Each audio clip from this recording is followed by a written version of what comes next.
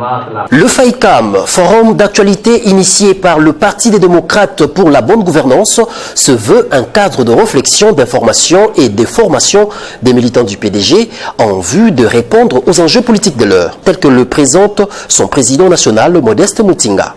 Je profite de cette opportunité pour vous annoncer le lancement ce jour du forum d'actualité FAICAM en cycle, qui est un cadre d'information et de formation des militants de notre parti.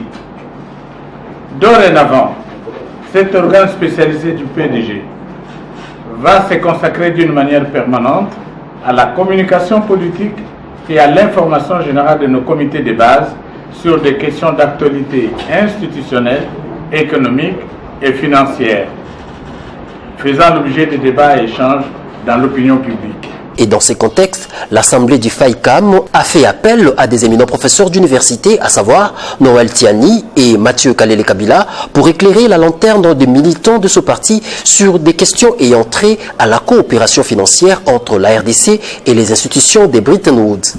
Partant de cette question, le PDG a voulu répondre à la problématique de l'existence ou non d'une alternance au néocolonialisme du FMI. À cette interrogation, les professeurs Noël Tiani et Mathieu Kalele Kabila ont répondu de cette manière.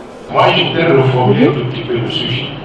Au lieu de parler donc d'une alternative au néocolonialisme, je dirais simplement y a-t-il une alternative au programme soutenu par le Fonds monétaire international, la Banque mondiale et d'autres bailleurs de fonds bilatéraux et multilatéraux.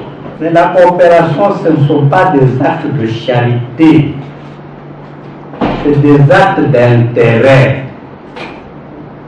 Chacun coopère pour ses intérêts.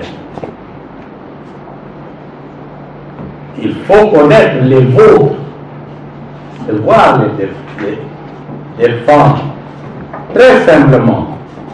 Rappelons ici que le PDG a tenu cette assemblée à un moment très particulier dominé par l'apparition redoutable en RDC des premiers cas de la maladie du siècle, le coronavirus.